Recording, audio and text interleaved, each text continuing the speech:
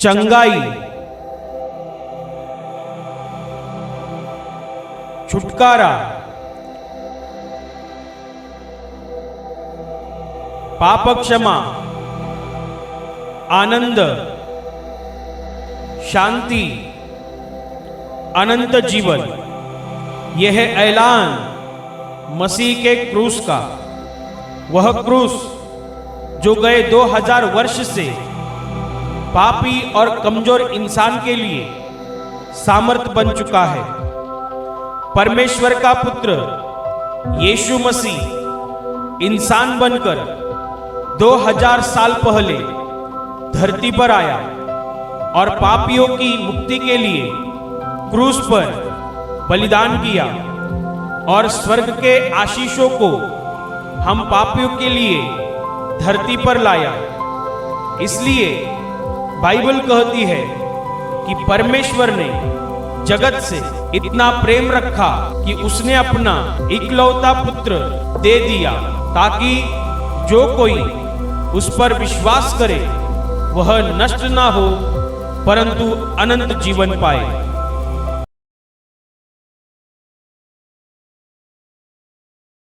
लूका रचित सुसमाचार अध्याय 15 वचन 21 और 22 में पढ़ रहा हूं, ध्यान से सुनिए। पुत्र ने उससे कहा, पिताजी, मैंने स्वर्ग के विरुद्ध में और तेरी दृष्टि में पाप किया है और अब इस योग्य नहीं रहा कि तेरा पुत्र कहलाऊं। परंतु पिता ने अपने दासों से कहा, झट अच्छे से अच्छा वस्त्र निकालकर उसे पहनाओ और उसके हाथ में अंगूठी और पाँव में जुतियाँ पहनाओ। Hallelujah, hallelujah, hallelujah, hallelujah, hallelujah, hallelujah. परमेश्वर के राज्य के प्रति एक इंसान का संबंध कैसे होना चाहिए, इस विषय में परम प्रधान परमेश्वर का पुत्र प्रभु यीशु मसीह अपने शब्दों में बता रहा है। प्रभु यीशु मसीह एक दाखिले के द्वारा एक इंसान का परमेश्वर से कैसे बर्ताव होता है और कैसे बर्ताव करना चाहिए, इस विषय में प्रभु यीशु मसीह बहुत ही सरलता से और स्पष्टता से इस दाखिले में बता रहा है। प्रभु यीशु मसीह ने इस संसार में समस्त मनुष्य जातियों के लिए परमेश्वर की योजनाएं लाई, परमेश्वर की गहरी बातें लाई, परमेश्वर के गहरे भेद और रहस्य लाए और उन्हीं गहरी बातों को, उन्हीं रहस्यों को और परमेश्वर की मनुष्य के प्रति जो योजनाएं हैं, उन योजनाओं को प्रभु यीशु मसीह ने मनुष्यों को जैसे समझ में आए उस रीति से समझाने के लिए दाखिले के द्वारा बातचीत की। और यही एक दाखिला बताया गया है जो आज हमने उस दाखिले में से एक वचन को पढ़ा है। इस दाखिले को हम विस्तार से समझेंगे। इस दाखिले का शीर्षक प्रभु यीशु मसीह ने बताया है उड़ाऊ पुत्र का दृष्टांत। और दाखिले में प्रभु यीशु मसीह ये बताता है कि किसी एक इंसान के दो बेटे थे, एक बड़ा बेटा और एक छोटा बेटा, और वह पिताजी अपने दोनों बेटों से प्यार करता था।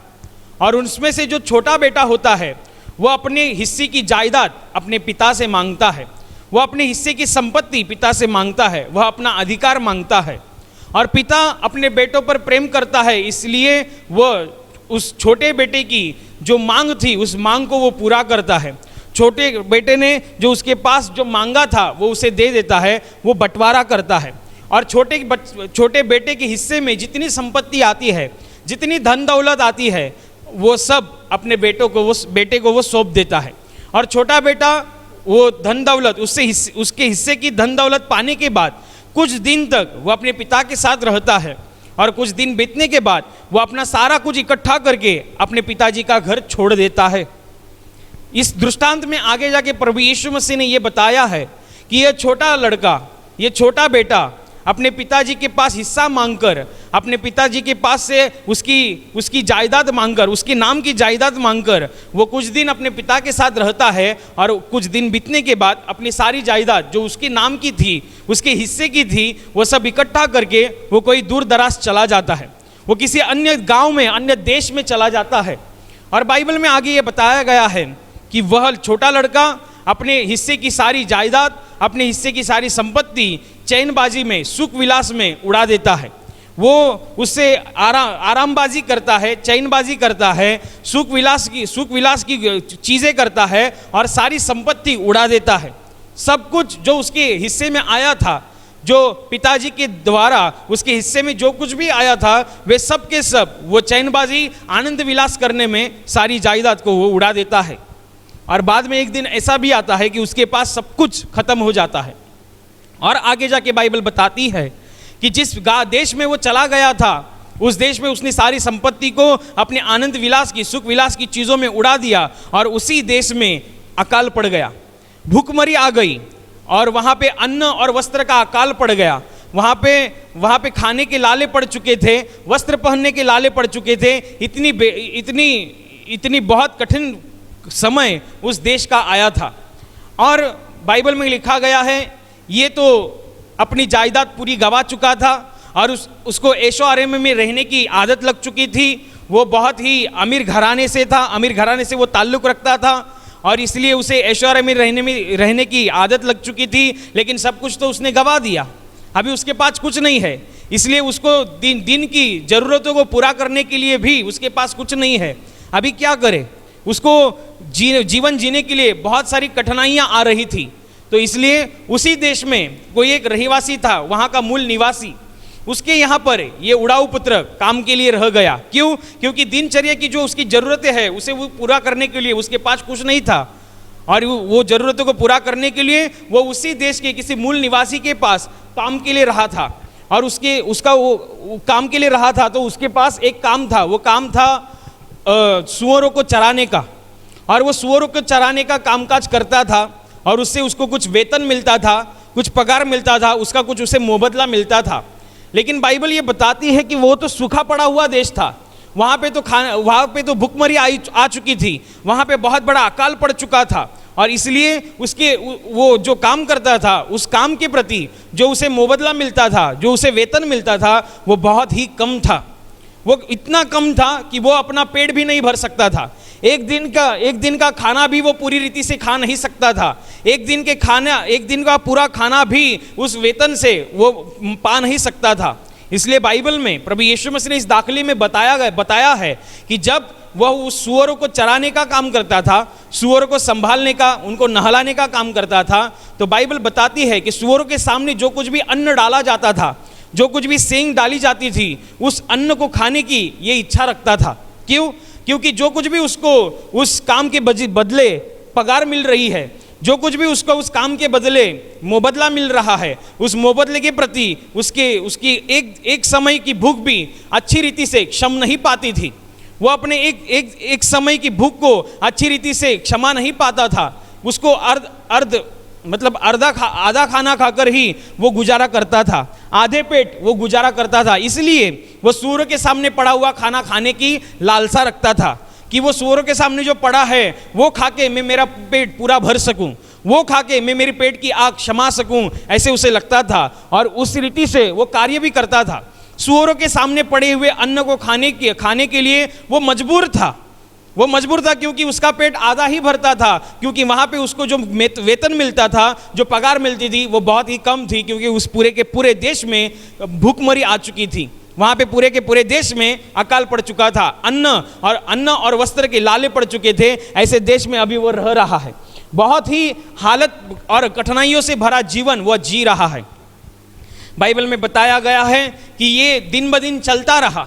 वो सूअरों के सामने पड़े हुए अन्नों को खाने की लालसा तो रखता था, लेकिन सूअर एक ऐसी प्रजाति है, वो अपने सामने पड़ा हुआ सब कुछ फस्त कर देती है। सूअर एक ऐसी प्रजाति है जो नासधुस करती है, जो नाश करना उसका स्वभाव है। इसलिए जब आप खेत खलिहान में जाते हैं तो रात के समय में लोग अपने खेतों की रक्षा करते हैं वन्य जीवों से, और उन वन्य जीवों में ये सूअर भी आते हैं। जंगली सूअर तो अब खेत खलिहान में घुसकर जो फसल उगी है उसे भी फस्त कर देते हैं। फस्त करना ये सूअर जीव है, उसका एक स्वभाव है।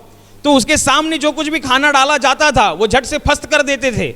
और इसीलिए ये उड़ाऊ पुत्र जो उस सूअरों के सामने पड़े हुए खाने की लालसा रखता था, अपनी भूख आधा पेट भरा होने के कारण मजबूरी के प्रति वो सूअरों के सामने पड़ा हुआ खाने की लालसा रखता तो था, लेकिन सूअर अपने सामने जो कुछ भी पड़ा है उसे फस्त कर देते थे, उसे कुछ खाने को नहीं मिलता था। फिर से वो वापिस आधे पेट पर था, आधा पेट उसका भरा है, आधा पेट में और भी भूख है, लेकिन वो कुछ कर नहीं पाता था। ऐसे दिन ब दिन बीतते गए। रोज वो खाने के लिए सूअरों के सामने अन्न रखा जाता था, उसमें से खाने की लालसा रखता था, लेकिन कुछ होता नहीं था। ये सब कुछ होता रहा। एक दिन ऐसा भी आया कि वो अपने आप में होश में आया, अपने आप में वो सोच बैठा कि अरे मेरा बाप, मेरा पिताजी इतना अमीर इंसान है कि उसके हाथ के नीचे जो लोग काम करते हैं, उसके हाथ के नीचे जो लोग उसके दास हैं, उनके घर में भी खाने की रेलचेल रहती है, उनके घर में अनाज बहुत सारा होता है। मेरा पिताजी उनका इतना ख्याल रखता है कि उनको खाने के लिए कभी दर बदर भटकना नहीं पड़ता, खाने के उनके लाले नहीं है, वरन खाने के लिए उनको सब कुछ अच्छा मिलता है, उनकी सारी ज़रूरतें पूरी होती है। क्यों? क्योंकि मेरा पिताजी अमीर है। और बाइबल में बताया गया है कि वो अपने आप में होश में आता है कि अरे मेरा पिताजी तो इतना अमीर है कि उसके हाथों के नीचे काम करने वाले इंसान भी, उनके घर में भी खाने की रेलचेल होती है, और मैं उसी अमीर पिताजी का बेटा हूँ, और मेरी ये हालत है कि मैं सूअरों के सामने से पड़ा हुआ अन्न खाने की लालसा तो रखता हूँ, लेकिन खाने को नहीं मिल रहा है। मैं उसी अमीर पिताजी का बेटा हूँ, लेकिन मुझे यहाँ पे एक समय खाने की भी बहुत बड़ी अकाल पड़ चुका है, एक समय खाने का भी लाले पड़ चुके हैं, मैं वस्त्र भी अच्छी रीति से पहन नहीं सकता, लेकिन मेरा पिताजी अमीर है। मैंने मेरे पिताजी का घर छोड़कर बहुत बड़ी गलती की है, मैंने पिताजी का प्यार ठुकराकर बहुत बड़ी गलती की है। ये अपने आप में वो होश में आता है, वो समझदारी की होश में आता है, वो आत्मिक दृष्टि की होश में आता है, और वो ये निश्चय करता है कि मैंने पिता के विरुद्ध में तो पाप किया है, और तो मैं मेरे पिताजी के पास जाऊंगा और उनसे कहूंगा कि हे पिता, मैंने तेरे विरुद्ध में और स्वर्ग के विरुद्ध में पाप किया है, इसलिए मैं तेरा पुत्र कहलाने के लायक नहीं, इसलिए तू मुझे अपना दास बनाकर रख। क्योंकि वो जानता था, भली बात ही जानता था, वे पुत्र भली बात ही जानता था कि मेरे पिताजी के हाथ के नीचे जो दास लोग काम करते हैं उनका सब कुछ अच्छा है, उनके घर में खाने के लिए अच्छा सब कुछ भोजन है, अच्छा प्रबंध है, क्योंकि मेरे पिताजी अमीर है, वरन वह प्रेम भाव से रहते हैं। तो मैं मेरे पिताजी के पास जाऊंगा और कहूंगा कि तुम्हारे विरुद्ध में मैंने जो पाप किया है, इसलिए मैं पुत्र कहलाने के लायक नहीं, मुझे आप पुत्र नहीं वरन आप अपने इधर दास कर रख लो, आप मुझसे दास जैसा बर्ताव करो, ऐसा वो मन में ठान लेता है, और वह जगह छोड़कर वो वापस से पिताजी की घर की ओर चल पड़ता है, वो पिताजी की घर की ओर की राह चल पड़ता है। बाइबल में आगे जाके प्रभु यीशु मसीह ने ये भी बताया है, जब यह उड़ाऊ पुत्र जब अपने आप में आता है, अपने होश में आता है, जब उसे पश्चाताप होता है और वह पिताजी के घर की राह चलता है, तो सामने बैठा पिताजी दूर से ही देखता है कि मेरा बेटा आ रहा है, मेरा छोटा बेटा, मेरा छोटा लड़का आ रहा है। तो पिताजी का हृदय परमेश्वर प्रभु यीशु मसीह दाखिले में ऐसे बता रहा है कि पिताजी जब अपने छोटे लड़के को अपने पास आता हुआ देखकर पिताजी अपने झट से खड़े होकर अपने बेटे की ओर दौड़ते हैं, अपने बेटे की तरफ भागते हैं, और जैसे ही बेटे के पास पहुंचते हैं, प्रभु यीशु मसीह उस पिताजी का हृदय ऐसे व्यक्त करते हैं कि पिताजी उसको अपने बाहों में लेते हैं, उसका चुंबन लेते हैं, उसको प्यार करते हैं कि उसके प्रति उनके पिताजी के मन में दया आती है। बेटे की ये हालत को देखकर उनके पिताजी को दया आती है। क्या हालत देख रहे हैं उनके पिताजी देख रहे हैं कि मेरे बेटे को मैंने गले लगाया है, लेकिन बेटे के शरीर से, बेटे के कपड़ों से एक दुर्गंध आ रही है। वो दुर्गंध कौन सी थी? वो दुर्गंध ये थी कि वो सुअर चराने का काम करता था। वो सुअर अपने आप में गंदा रहना पसंद करते हैं, उनको गंदा रहना अच्छा लगता है, गंदगी उनको अच्छी लगती है, और उन गंदगी अच्छी लगने वाले जीवों को वे संभालने का काम करता था। तो सहज है उसके कपड़े को दुर्गंध आती है। वो उस देश में रह चुका था जिस देश में खाने के और कपड़े पहनने के लाले पड़ चुके थे, अकाल पड़ चुका था, जहाँ पर बहुत भारी मात्रा में भूखमरी आ चुकी थी। उस देश में से वो रहकर आया है, उसके कपड़े भी फटे हैं।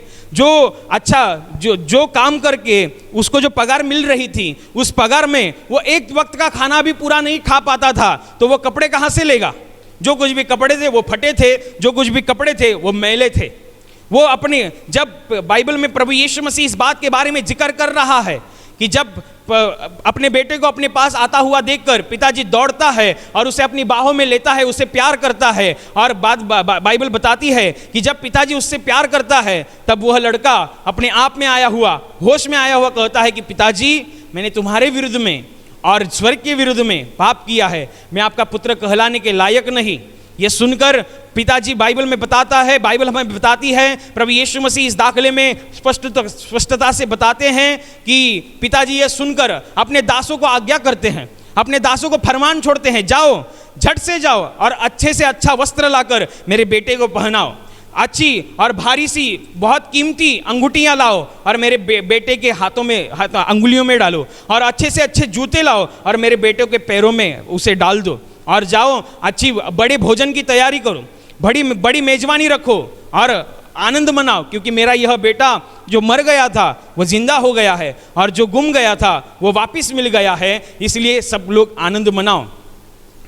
उनके पिताजी ऐसे क्यों कहते हैं कि ये मर गया था? ये मर गया था, आत्मा में मर गया था, वो अच्छी सोच में मर गया था, उसे अच्छाई के प्रति कुछ मालूम नहीं था, वो अपने आत्मा में मरा था, इसलिए वो अपने बाप का घर छोड़कर चला गया। उसको अच्छी बुरी की नॉलेज में वो मर गया था, ज्ञान में वो मर गया था, इसलिए वो अपने पिताजी का घर छोड़कर उसने बहुत बड़ी गलती की, इसलिए वो मर गया था। लेकिन अभी वापस आया है, इसका मतलब मेरा बेटा जो मर गया था वो अभी जिंदा हो गया है। और गुम गया था अपनी अय्याशी में, गुम गया था अपनी इच्छाओं में, गुम गया था अपनी मर्जी में, उसको अपनी मर्जी से जीना था, उसको अपनी इच्छा से जीना था, और उसी इच्छा के तहत वो मेरा घर छोड़कर चला गया, वो कहीं गुम हो गया, वो मेरे से अलग हो गया, लेकिन आज वापस वो मेरे पास आया है। इसका मतलब ये गुम गया था, ये अभी मुझे वापस मिला है। चलो आनंद मनाओ, बड़ी मेजबानी रखो, बड़े भोज की तैयारी करो, बड़ा भोज बनाओ और सारे लोग मुझसे आनंद मनाओ। कितनी अद्भुत बात है कि ये उड़ाऊ पुत्र जब अपने आप में आता है, अपने होश में आता है और अपने पिताजी की घर की राह चलता है, तो पिताजी उसको सामने से आता हुआ देखकर खुद से खड़े होकर उससे गले मिलने के लिए लगते हैं। ये देखने में तो एक दाखिला है, लेकिन ये केवल दाखिला नहीं, ये परमेश्वर की योजना है, यह परमेश्वर का मन है। प्रभु यीशु मसीह संसार में जब दाखिले के द्वारा बोलता था, तो जो कुछ भी बोलता था वो स्वर्ग की बातें बोलता था, वो जो कुछ भी बोलता था वो परमेश्वर की इच्छाओं को बोलता था, वो दाखिले के द्वारा जो कुछ भी बोलता था वो मनुष्य के प्रति परमेश्वर के मन में जो योजनाएं हैं उनको बोलता था। और आज जो हम ये दाखिला पढ़ रहे हैं वो केवल एक दाखिला नहीं है, ये परमेश्वर का मन है, ये परमेश्वर की योजना है, ये परमेश्वर की इच्छा है। परमेश्वर ने अपनी इच्छा को, अपने इसी प्रेम भाव मन को इस उड़ाऊ पुत्र के पिताजी के द्वारा प्रकट किया है।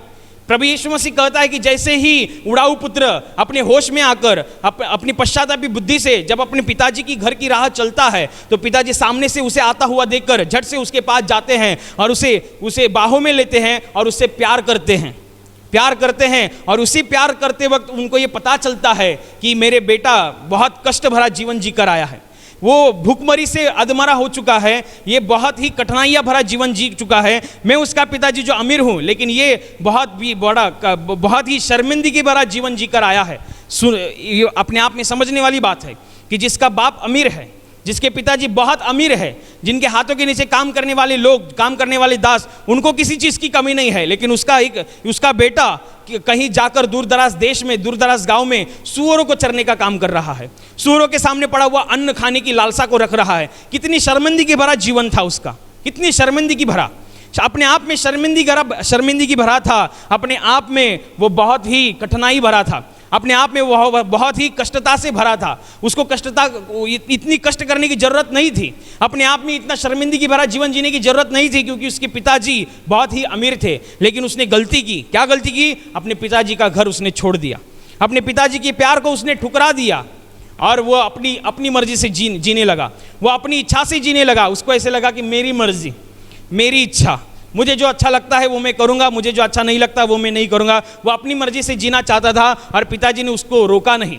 उसको स्वतंत्रता बहाल की। जब उसने अपनी मर्जी के द्वारा जीने का निर्णय लिया, अपनी इच्छा के द्वारा जीने का निर्णय लिया, और बाद में जाकर वो नुकसान का उसने सामना किया। और ये नुकसान का सामना करते वक्त जब वो अपने आप में आया, होश में आया, पश्चातापी और वृद्धि में आया, तब वो अपने पिताजी की घर की ओर चला, वापिस से घर की ओर चला। और बाइबल बताती है पिताजी उसकी तो राह देख रहे थे, पिताजी उसको बाहों में लेकर उससे प्यार कर रहे थे। और झट से बाइबल में बताती है हमें कि पिताजी ने आज्ञा दी, पिताजी ने फरमान छोड़ा, झट से जाकर अच्छे से अच्छा वस्त्र लाकर इसे पहनाओ। ये अपने आप में बहुत ही गहरी बात है। आज हम इस चीज़ को ही सीखेंगे कि उसके पिताजी ने कहा कि झट से जाकर अच्छे से अच्छा वस्त्र लाकर इसे पहनाओ। क्यों पहनाओ? क्योंकि उसने जो पहले से पहना हुआ है वो बहुत ही गंदा वस्त्र है, वो अपने आप में मैला वस्त्र है, वो अपने आप में फटा वस्त्र है, उससे दुर्गंध आती है।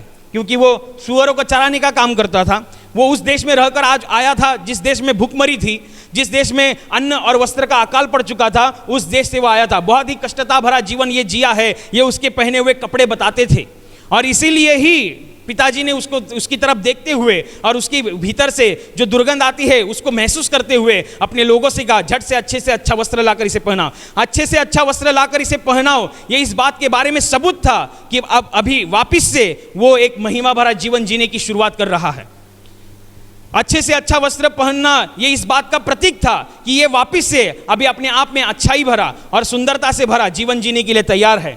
अपने अच्छे से अच्छा वस्त्र पहनना अभी इस बात का प्रतीक था कि अभी वो बिना शर्मिंदगी का जीवन जीने वाला था, जिसमें अभी शर्मिंदगी उसकी जीवन का हिस्सा नहीं बनने वाली थी, वरन उसे पिताजी ने अच्छे से अच्छा वस्त्र पहना। यह अच्छे से अच्छा वस्त्र पहनना उसके जीवन में बहुत सी चीज़ों को लाया, बहुत सी चीज़ों को, महिमा भरा जीवन दिया, अच्छाई भरा जीवन दिया, सुंदरता से भरा जीवन दिया, शर्मिंदगी दूर होने वाला जीवन दिया और अपने आप में ऊंचाई वाला जीवन दिया। और वह बहुत ही स्पष्टता से इस बाइबल में बताया गया है। उसके पुराने वस्त्र निकाल दिए गए। पुराने वस्त्र क्या थे? उसका कष्ट भरा जीवन। पुराने वस्त्र क्या थे? उसका शर्मिंदगी भरा जीवन। पुराने वस्त्र क्या थे? उसका बहुत ही बदतर हालत भरा जीवन। वो उसको निकाल दी कर अच्छा वस्त्र पहनना ये इस बात का प्रतीक है अभी वो अच्छा जीवन जीने के लिए तैयार है। तो मैं आपको पूछता हूँ, जब पिताजी ने अच्छे से अच्छा वस्त्र अपने बेटों को पहनाया तो क्या आपको लगता है वो उसका बेटा वापस से चला गया होगा सुअरों को चराने के लिए? वापिस से उसने ऐसी लालसा की होगी कि सुअर के सामने जो कुछ भी अन्न या जो कुछ भी पड़ता है उसको खाने की लालसा की होगी, वह या किसी पे डिपेंड रहा होगा, किसी पर वो अवलंबित रहा होगा? नहीं रहा होगा, क्योंकि वह अभी अच्छे वस्त्र पहना है। उसके पिताजी ने उसका स्वीकार किया है और उसका स्वीकार किया है ये इस बात का सबूत बताती है कि उसके पिताजी ने उसे अच्छे से अच्छा वस्त्र पहनने के लिए दिया। आज भी समस्त मनुष्य के लिए परमेश्वर के राज्य में अच्छे से अच्छा वस्त्र उसके राज्य में है। हर एक के लिए परमेश्वर के राज्य में अच्छे से अच्छा वस्त्र है। अच्छे से अच्छा वस्त्र यानी अच्छा जीवन, महिमा भरा जीवन, शर्मिंदगी से रहित जीवन, अपने आप में सुंदरता से भरा जीवन, अपने आप में ऊंचाई वाला जीवन, अपने आप में चौड़ा जीवन। ये अच्छा वस्त्र है और यही अच्छा वस्त्र आपकी राह देख रहा है। लेकिन आज समस्त मनुष्य जातियों की जो दशा है वो कैसी है? ये उड़ाऊ पुत्र के समान है। जैसे उड़ाऊ पुत्र ने अपने पिताजी के पास जाकर जैसे अपने हिस्से की जायदाद मांगी, अपने हिस्से की संपत्ति मांगी, और पिताजी तो इतना प्यार भरा था कि लड़के ने मांगा, पिताजी ने दे दिया। आज भी समस्त मनुष्य जाति के लोग परमेश्वर के सामने ठीक बिल्कुल ही ऐसा ही करते हैं, बिल्कुल ऐसा करते हैं। वो परमेश्वर से कहते हैं तुम हो वो सब ठीक है, लेकिन मैं मेरी इच्छा से जीऊंगा, मुझे पूछने वाला कौन है? मैं मेरी मर्जी से जीऊंगा, मुझे पूछने वाला कौन है? मुझे जो अच्छा लगता है वो मैं करूंगा, मुझे पूछने वाला कौन है? मुझे जो अच्छा नहीं लगता वो मैं नहीं करूंगा, मुझे पूछने वाला कौन है? और वो अपनी ही स्वतंत्रता के जीवन में, अपनी ही स्वतंत्रता की इसी शैली में वो बहुत बड़े पाप में फंस जाते हैं।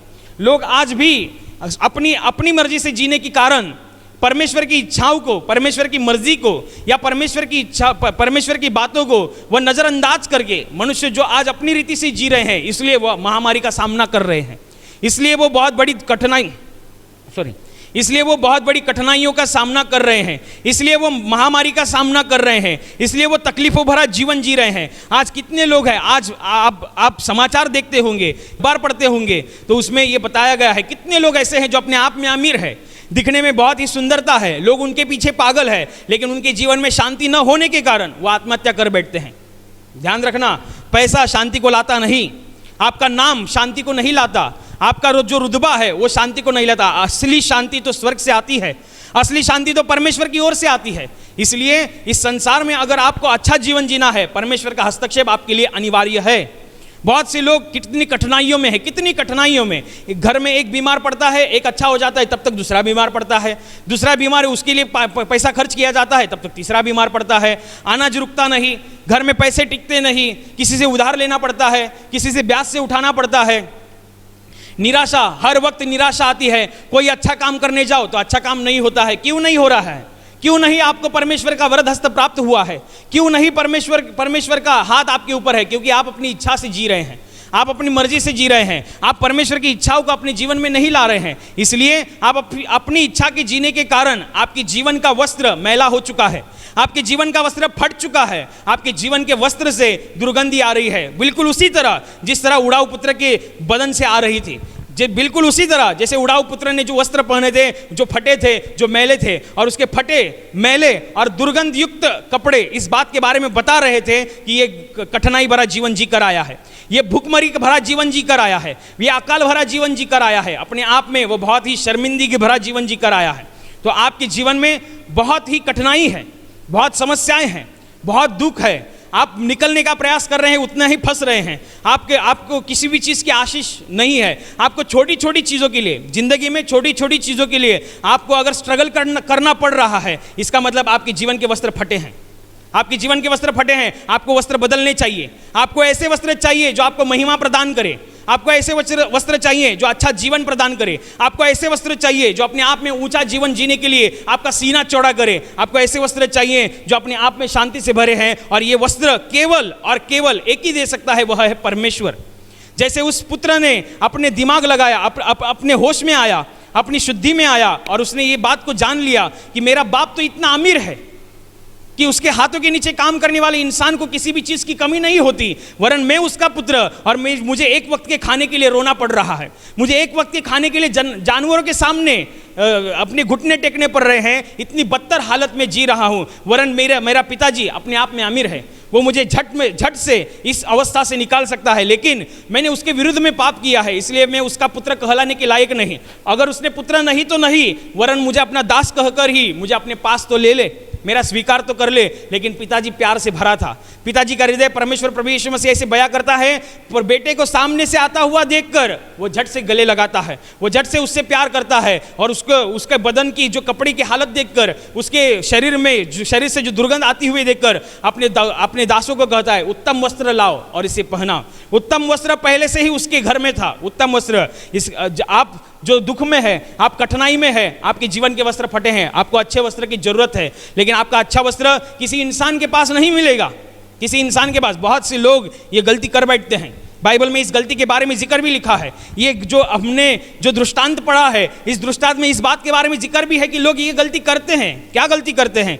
जब बाइबल बताती है कि उड़ाऊ पुत्र अपने पिताजी का घर छोड़कर और अपनी हिस्से की सारी संपत्ति को इकट्ठा करते हुए जब वो दूसरे देश में चला गया, वहाँ पर अपनी जो जायदाद, अपनी जो संपत्ति थी, उसको चैनबाजी में, सुख विलास, आनंद विलास की चीज़ों में उड़ा दिया। उसके बाद में पैसे खत्म हो गए। पैसे खत्म होने के बाद उस देश में अकाल पड़ गया, उस देश में भूखमरी पड़ गई। उसको रोजमर्रा की जीवन की जरूरतों को पूरा करने के लिए उसको कठिन पड़ रहा था, उसको अड़चने महसूस हो रही थी। उसी वक्त उसे पिताजी के घर में जाना चाहिए था, उसी वक्त, लेकिन वो गया नहीं।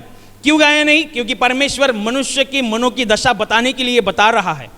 बाइबल बताती है कि जब उसको उसकी रोजमर्रा की जरूरतों को पूरा करने के लिए बहुत कठिनाइयों का सामना करना पड़ रहा है, बहुत अड़चनों का सामना करना पड़ रहा है, तो वह उसी देश के किसी मूल निवासी के घर में, उसी देश के किसी मूल निवासी के इधर काम के लिए रहता है। क्योंकि उसे ऐसा लगता है कि इसके पास मैं काम करूंगा तो मुझे कुछ पैसे मिलेंगे, मुझे उसका कुछ मुबदला मिलेगा, कुछ वेतन मिलेगा, तो उससे मैं अपनी रोजमर्रा की जरूरतों को पूरा कर पाऊंगा।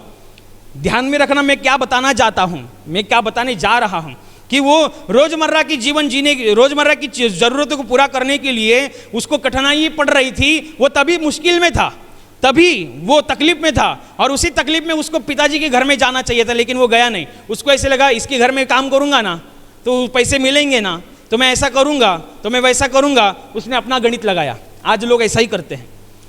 आपके खुद के जीवन में दुख है, खुद के जीवन में परेशानी है, खुद के जीवन समस्याओं से भरा है, और आप इन्हीं समस्याओं से बाहर निकलने के लिए, इन्हीं दुखों से बाहर निकलने के लिए आप किसी दूसरे व्यक्ति पर विश्वास करते हैं। आपको ऐसे लगता है ये मेरे लिए कुछ करेगा, वो मेरे लिए कुछ करेगा, ये मेरे लिए कुछ बोलेगा, वो मेरे लिए कुछ बोलेगा, ये मेरे लिए क्यों व्यवस्था लगाएगा। मनुष्य के पास देखते, क्यों? क्योंकि मनुष्य उनको आंखों से दिखता है, मनुष्य हिलता है, मनुष्य चलता है, मनुष्य बोलता है, उनको आंखों से दिखता है, इसलिए वो झट से वहां जाते हैं। लेकिन परमेश्वर दिखता नहीं, वरन वह आत्मा में महसूस होता है। मनुष्य आपकी नजरों के भीतर रहता है, लेकिन परमेश्वर का आत्मा तो आपके भीतर रहता है, परमेश्वर तो आपके अंदर रहता है। आपको यहाँ वहाँ ढूंढने की क्या जरूरत है? लेकिन परमेश्वर ने मनुष्य की मनों की दशा बताई कि लोग जब कठिनाई में आते हैं, जब परेशानी में आते हैं, तब परमेश्वर के घर का दरवाजे के जाने के बजाय वो लोगों का घर का दरवाजा देखते हैं। वो लोगों की तरफ देखते हैं, लोगों की तरफ मत देखो। इस उड़ाऊ पुत्र के दृष्टांत में जैसे बताया गया है कि उड़ाऊ पुत्र को जब उस देश में अकाल पड़ गया, पैसे खत्म हो गए और रोजमर्रा की जरूरतों को पूरा करने के लिए अड़चनें पैदा हो रही थी, तो उन अड़चनों को दूर करने के लिए वो एक इंसान के पास गया। आप इंसान के पास नहीं जाना, आप परमेश्वर के पास आना। आप परमेश्वर के पास, जैसे आप परमेश्वर के पास आए, आपको इस बात के बारे में पता चलना चाहिए। जैसे उड़ाऊ पुत्र ने अपने रोजमर्रा की जीवन की इतनी कठिनाइयां भरी हालतों को देखकर जब वो सिद्धि में आया, जब वो होश में आया, तब उसे पता चला कि मैंने पिता के विरुद्ध में कुछ काम किया। मेरा पिताजी तो अमीर है, उसके हाथों के नीचे काम करने वाले इंसानों को कोई चीज़ की कमी नहीं है। वैसे आपको होश में आना जरूरी है। यदि आप होश में आते हैं तो आपको ये पता चलेगा, अरे हाँ, मैं कठिनाइयों से भरा जीवन तो जी रहा हूँ, लेकिन कोई है जो स्वर्ग में उच्च स्थान में विराजमान है, जिसकी आंखें हमेशा मेरी ओर लगी रहती है, जो हमेशा मेरी ओर ताकता रहता है। अगर मैं उससे एक बार बोलूंगा, क्या वो मेरे लिए नहीं करेगा? करेगा ना, क्यों नहीं करेगा? अगर आप समस्या से भरे हैं, आप बीमारियों से त्रस्त हैं, बीमारी से पीड़ित हैं, अगर आप परमेश्वर को बोलेंगे, उसका एक स्पर्श आपको चंगाई को प्रदान करेगा। उसका एक घर का अच्छा वस्त्र आपको चंगाई को प्रदान करेगा। उसका एक स्पर्श आपको अच्छा जीवन देगा। इसलिए वो अच्छा जीवन मिलने के लिए, वो अच्छा वस्त्र आपके जीवन में आने के लिए, आपकी आत्मा पर आने के लिए आपको परमेश्वर की घर की राह चलनी पड़ेगी। जैसे उस उड़ाऊ पुत्र ने अच्छा निर्णय लिया, अपने पिताजी के घर को वो वापस से लौट गया। परमेश्वर प्रभु यीशु मसीह ने समस्त मनुष्य जाति के सामने इस उड़ाऊ पुत्र के दृष्टांत के द्वारा 2 निर्णयों को रखा है। नंबर 1, उसने पहला निर्णय लिया अपनी इच्छा से जीने का, अपनी मर्जी से जीने का। उसको जो अच्छा लगता है वो करता है, उसको जो नहीं अच्छा लगता वो नहीं करता है, ऐसा। और वैसा वो जीवन जिया भी, और उसी जीवन जीने के तहत उसने अपने जीवन में बहुत बड़ा नुकसान उठाया। उसने बहुत बड़ा गरीबी भरा जीवन जिया, लाचारी भरा जीवन जिया, शर्मिंदगी भरा जीवन जिया और बहुत ही कष्टता भरा जीवन जिया। लेकिन उसके जीवन में उसने दूसरा निर्णय भी लिया, अपने पिता के घर को वापस लौटने का। जब वो पिता के घर में वापस को लौटा तो अच्छा वस्त्र उसकी राह देख रहा था। अच्छा वस्त्र जब उसको पहनाए गए, उसने महिमा में प्रवेश किया। उसने शर्मिंदगी को छोड़कर वो महिमा में उसने प्रवेश किया। उसने अच्छे जीवन में प्रवेश किया। उसने ऊंचाई से भरे जीवन में प्रवेश किया। आपके लिए भी ऊंचाई भरा जीवन प्रतीक्षा कर रहा है। एक महिमा भरा जीवन प्रतीक्षा कर रहा है। एक अच्छा वस्त्र स्वर्ग के राज्य में जो प्रभु यीशु मसीह के लहू के द्वारा आज भी मिलता है, आपकी राह देख रहा है, आपके ऊपर है। ये वचन आप सुन रहे हैं तो मैं आपसे बात कर रहा हूं, ये आपके लिए है कि अच्छे से अच्छा वस्त्र परमेश्वर के राज्य में आपके लिए प्रतीक्षा कर रहा है। जब उड़ाऊ पुत्र अपने पिताजी के घर वापिस आया और पिताजी ने कहा, झट से लाकर अच्छे से अच्छा वस्त्र मेरे बेटे को पहनाओ। अच्छे से अच्छा वस्त्र उनके घर में पहले से ही मौजूद था। स्वर्ग के राज्य में, स्वर्ग का राज्य तो बहुतायत से भरा हुआ है। परमेश्वर तो बाइबल में परमेश्वर के प्रति ये लिखा है, वो तो बहुतायत वाला परमेश्वर है। वो बहुतायत से देने वाला परमेश्वर है। उसके पास बहुत है और उन्हीं बहुतों में से आपके लिए एक अच्छा वस्त्र है, एक अच्छा जीवन है। अगर आप अपने आप को मन फिरा लेते हैं, पापों से मन फिरा लेते हैं, अपनी इच्छा से जीना यानी परमेश्वर की इच्छा को नकारना, परमेश्वर की बातों को नकारना, और जो मनुष्य परमेश्वर की बातों को नकारता है वह मनुष्य पाप कर बैठता है। और जब पाप होता है तब नुकसान आता है। जब पाप होता है तब शैतान अधिकार मांगता है। जब पाप होता है तो दुख, दर्द, बीमारी, अशांति, निराशा ये आपके जीवन में, आप न चाहते हुए भी आपके जीवन में वो आती है।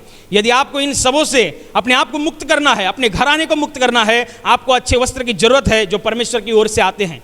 परमेश्वर, जब आप अपने मुंह को फिरा लेंगे और परमेश्वर के सामने कहेंगे कि तेरे लहू के द्वारा मेरे जीवन की पापों की क्षमा कर, क्योंकि मैं अभी विश्वास करता हूं कि तू ही मुझसे सच्चा प्रेम करता है, तू ही मुझसे स्वर्गीय प्रेम करता है, और इसी स्वर्गीय प्रेम के तहत तू मुझे स्वर्गीय प्रेम के तहत मुझे तेरी पवित्र लहू से पापों की क्षमा दे। जब आपको उसके लहू के द्वारा पापों की क्षमा होगी तो खुद परमेश्वर आपके जीवन में अच्छे से अच्छा वस्त्र आपको पहनाएगा। अच्छे से अच्छा वस्त्र जब आप पहनेंगे तो आपको बोलने की जरूरत नहीं है, आपको ज़्यादा करने की जरूरत नहीं है। महिमा आपकी राह देख रही है, एक ऊंचाई भरा जीवन आपकी राह देख रहा है, एक सुंदरता भरा जीवन आपकी राह देख रहा है। जब आपके जीवन में अच्छा वस्त्र आएंगे, आप लोगों के लिए प्रेरणा ठहरेंगे। अच्छे से अच्छे वस्त्र आपके जीवन में आएंगे, आप लोगों के लिए उत्साह का कारण बनेंगे, और यही परमेश्वर की इच्छा है। इसलिए स्वर्ग के राज्य में से हमें अच्छे से अच्छा वस्त्र जो हमारे लिए परमेश्वर ने रखा है वह हमें मिलने के लिए हमारी आत्मा, हमारा जीवन, हमारी बुद्धि और हमारा हृदय ज़्यादा प्रयास करें, एक सरी का प्रयास करें। इसलिए पवित्र आत्मा के द्वारा हमें सहायता, मार्गदर्शन और सामर्थ्य मिले। इसलिए हम सब मिलकर प्रार्थना करेंगे। Hallelujah, hallelujah, hallelujah. और अभी प्रार्थना करने का समय है। प्रभु यीशु मसीह ने कहा, यद्यपि तुम मेरे नाम से कुछ मांगोगे तो वह परमेश्वर की महिमा के लिए तुम्हें दिया जाएगा। हाँ, उसका वचन यही सत्य है। वह अपने वचनों को पूरा करना जानता है। वह अपने वचनों को पूरा करने की सामर्थ रखता है। इसलिए हम उसके वचनों पर और सामर्थ के ऊपर विश्वास रखते हुए विश्वास के द्वारा प्रार्थना करेंगे। आपके जिस हिस्से पर बीमारी है उस हिस्से पर हाथ रखिए, और वहाँ हाथ नहीं रख सकते तो अपने सीने पर हाथ रखिए। आपके जीवन में से और शरीर में से हर एक दुख, तकलीफ, बीमारी प्रभु यीशु मसीह के पवित्र नाम इसी क्षण नष्ट हो जाए। आपके जीवन के बंधन और श्राप प्रभु यीशु मसीह ने बहाए हुए पवित्र लहू के द्वारा इसी क्षण टूट जाए। आपके जीवन की समस्या और शैतान का भयावह अंधार प्रभु यीशु मसीह के दिव्य और पवित्र प्रकाश के द्वारा इसी क्षण नष्ट हो जाए। आप पर, आपके परिवार के ऊपर प्रभु यीशु मसीह के महान आशीष आए। आमीन।